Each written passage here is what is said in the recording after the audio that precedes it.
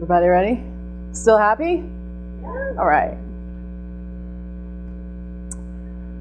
Hello, my name is Danielle Cooley, and thank you for coming to our very late afternoon session. I am going to be talking about personas in the age of social media. The talk is going to focus on Facebook and Twitter. Appropriately enough, you can find me on Twitter as DG Cooley. So first, what is a persona? It's a fictional character created to represent a specific user type that might use a site, brand, or product in a similar way. So basically, just an archetype of your end user.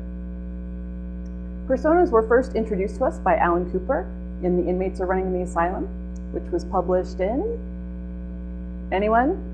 1999. It's been 13 years and a lot has changed. So, if in 1999 our personas looked like this, with a photo and a quote, and a birth date and some narratives, a little bit of detail and a nice flat, visually appealing presentation, what do personas look like in 2012? Well, in a lot of ways they look the same. They're still research-based. We don't just make these things up if we're doing it well. They're still goal-focused. They include a lot of detail. We don't have too many of them, and they are not reusable across projects. The worst thing that can happen to our personas is they end up in a junk drawer. We've worked really hard on them, and we don't want that to happen. We want to bring our personas to life. Send them an email, throw them a birthday party, make them a Facebook profile. Timeline makes this really, really interesting. The profile photo is not unlike a traditional persona profile photo, but the cover adds so much more richness. I know things about education, employment, relationship, likes, other social media tools, hobbies, all that's in there.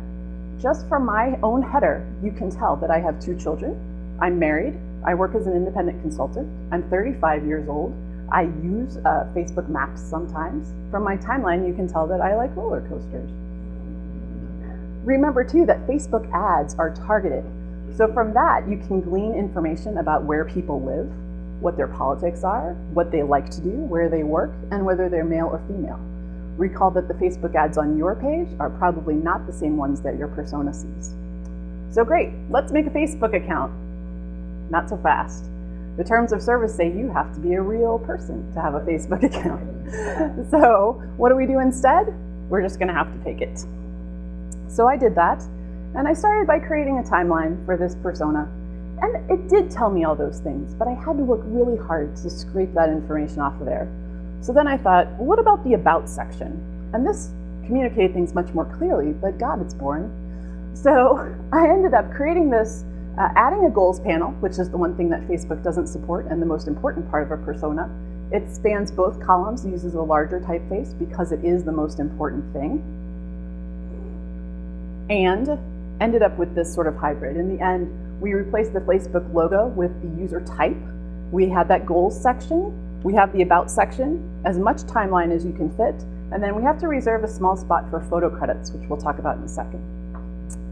Even in the short form, this works well. Just with the goals in the header, we can tell a lot about this person, and it really is almost enough to be able to design for them in an empathetic and useful way. So in the end, the Photoshop file has 186 layers.